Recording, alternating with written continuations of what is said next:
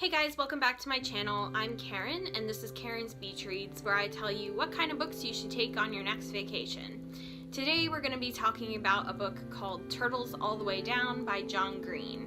And this is my very first book that I've ever read from Mr. Green. If you've been listening to my reviews for the past few weeks, you'll know that I tell you what a book's about, 3 things I liked, 3 things I didn't, and whether or not you should take it with you on your next vacation to the beach or the mountains, or if you're having a staycation. Turtles All the Way Down is about a girl named Azza who has OCD. She also has a billionaire friend named Davis whose father goes missing. Azza and her best friend Daisy team up to find Davis's father, and Azza does her best to emulate normal behavior around her friends, even though she is falling apart on the inside. The first thing I liked about this book was Daisy. She was hilarious, and every interaction with Daisy and Azza was very enjoyable to read. Daisy was a complex and dynamic character, and she wrote Star Wars fan fiction, and some of the conversations around that were particularly funny. I can only hope that if this book is made into a movie, that they do Daisy justice and don't just make her the token comic relief, because she was just an excellent character. She was supportive of Azza. She was great. The second thing I really liked about this book was that it addressed other concerns that were beyond Azza's OCD. Azza's friend Davis fell into kind of a deep depression when his father left. He was struggling to kind of be a father figure to his younger brother Noah and kind of have a relationship with Azza and her other friends, and it was difficult for him. I really appreciated how the book addressed those issues as well. The third thing that I really liked about was the pacing. I thought that this book was very well paced. The characters developed in a good amount of time. The things that weren't important weren't lingered upon, and it didn't feel like the characters were ferried from one plot point to the next. Now to the things that I didn't like. The first thing I didn't like about this book was John Green's writing style, and his writing style could just not be for me. I've never read any of his books before, even though I've seen The Fault in Our Stars and Paper Towns as movies, but we all know that the book is better than the movie. I was not a fan of John Green's writing style because I felt like the way he structured his paragraphs was a little repetitive. So, and I'll give some examples. So I felt like when he would start a paragraph as the character narrating a situation, that he would start out with the concrete, and it would be either a recollection or what was going on in the scene from the eyes of the character. And as the paragraph would go on, the ideas would get a little squishier until the last sentence of the paragraph would be some sort of vague platitude that 20,000 teenagers are furiously underlining to put on Instagram later, or to tweet to their friends or whatever. Without further ado, here are some examples.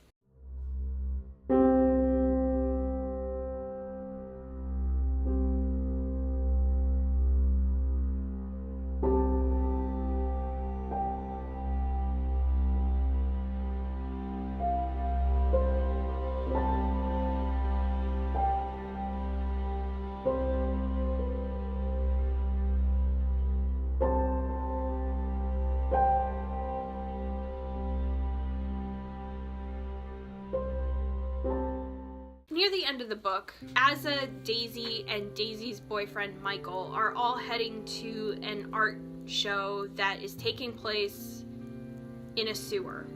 They are driving to this art show, and the paragraph goes like this. I sat in one of the back seats in Michael's minivan, and as he drove south on Michigan Road, Daisy started playing one of our favorite songs, You're the One.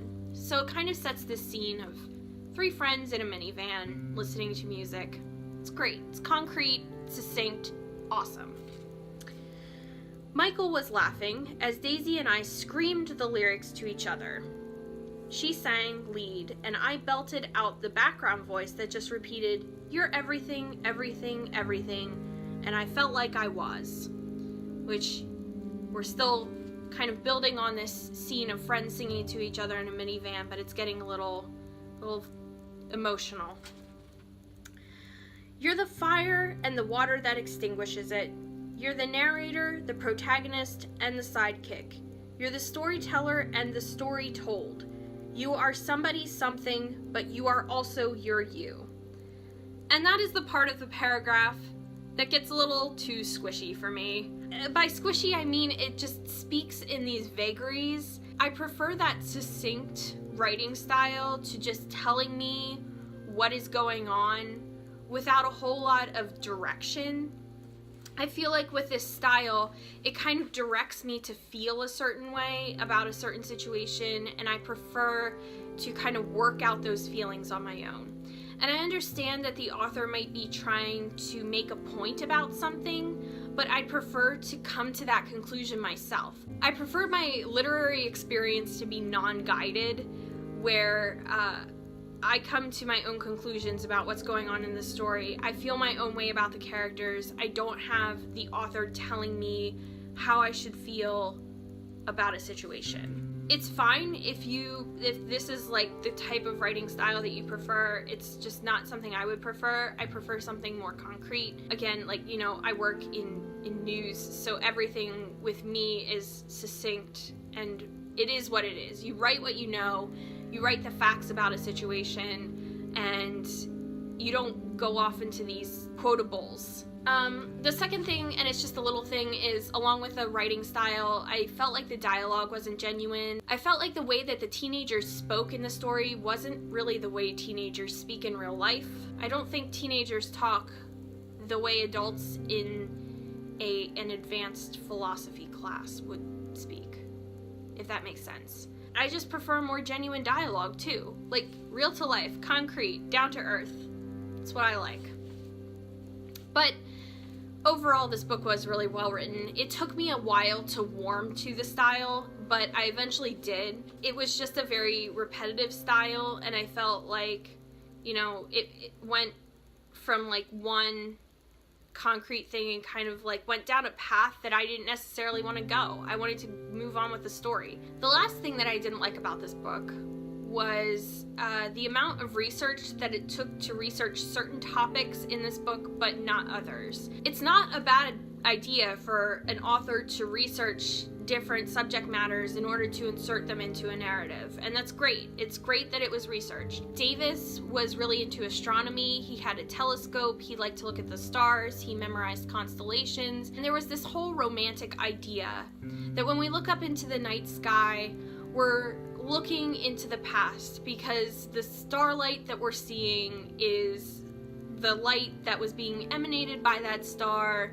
hundreds of years ago, and that's great. That's romantic. Davis's interest in astronomy was very well researched. Also, there's a tuatara in this book, which is kind of a lizard that was rattling around the mansion with Davis and his brother Noah, and there's some research going on with the tuatara because it was seen as this fountain of eternal youth, and that there were certain aspects of the tuatara's physiology that could be applied to humans, and there's this whole thing. A lot was researched when it came to this reptile in this mansion, and that was great. It was an interesting element of the story. The other thing that was very well researched was Star Wars fan fiction, Daisy's hobby. She was really interested in writing fan fiction. She had a pretty rabid following. Her interactions with her fans, her writing of it, and the topics that she chose to write about when it came to the Star Wars canon clearly had to be researched, so that was really interesting. The one thing that wasn't researched, and like this is me just nitpicking, is the Freedom of Information Act in Indiana. This book takes place in Indianapolis. There's a moment in the book when Asa and Daisy want to access the police report from the night that Davis's father went missing. Instead of going to the clerk of court or going to the courthouse and asking for this information, which is public record, they looked at the media coverage of Davis's father's disappearance. And there were two primary reporters reporting on this disappearance. There was a veteran reporter, and there was a reporter that seemed to be pretty fresh out of college. Daisy ended up impersonating the veteran reporter in order to get the greener reporter to email her this police report, when Asa and Daisy could have just gone to the courthouse and had access to that police report, which is public record. Also, chances are, if there's a police report like that that involves a really high-profile figure, chances are the newspaper is going to embed the primary sourcing on that, such as, you know, taking a PDF of the police report and embedding it in an article so that Asa and Daisy could have read this on their own without having to impersonate reporters. That was just one little nitpicky thing that kind of irritated me, was that they were so smart. These girls were so smart, and they sat down and talked about philosophy, and Daisy was probably the wokest teenager I've ever read in a character. But the fact that they didn't know their rights as citizens to be able to access police documents was a little confusing to me. It was literally a Google search for me, because I was like, oh, maybe Indiana has some pretty strict sunshine laws and that the public doesn't have access to police investigations, but they do. And it was literally a Google search to find out that information. So it's just a nitpicky thing in the story that, you know, all this other stuff was investigated and researched pretty thoroughly, but the sunshine laws of Indiana that could have taken 5 seconds were not. So like I said, this was the first book of John Green's that I'd ever read, and honestly, like, despite me going on and on about some of the things that I'm like nitpicking about, I really did enjoy this book, and I would probably read more of his work. So don't jump down my throat about this, because I really did enjoy this book. And I would definitely recommend that you read it, because I think it really gets into the head of someone with OCD. And I think if this book were to offer any kind of overarching moral or theme, it's that that we really, like, as a reader of this book, to kind of be sensitive about the words that I'm using.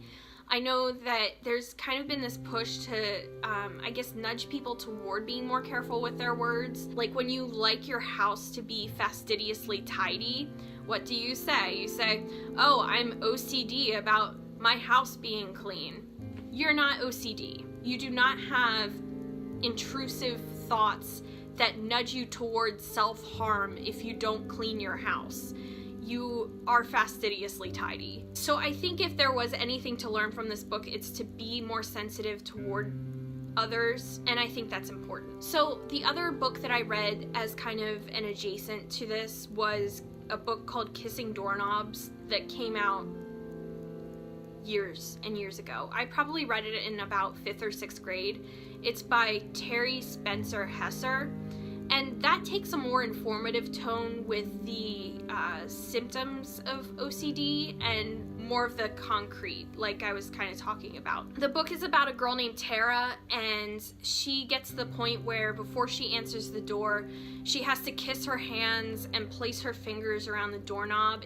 She has more of like ritual OCD, where she's worried about, like, she counts, she worries about like the numbers of things, and she also has a friend who's afraid of germs, kind of similar in the way to the way Asa is in Turtles All the Way Down. That book is more straightforward. It's a lot more this is this is that, and kind of moves in a more linear fashion and doesn't get into a lot of side plots or platitudes. So if you prefer a more concrete style of writing, I would recommend Kissing Doorknobs. Or if you enjoy Turtles All the Way Down and you want to read more about OCD in a more informative way, I would probably recommend picking up Kissing Doorknobs. So overall, I would recommend Turtles All the Way Down. I thought it was interesting. It was a really quick read. I read it on Sunday during the World Series game, and I finished it in 7 innings. I want to say that's about 3 hours. It was a long game.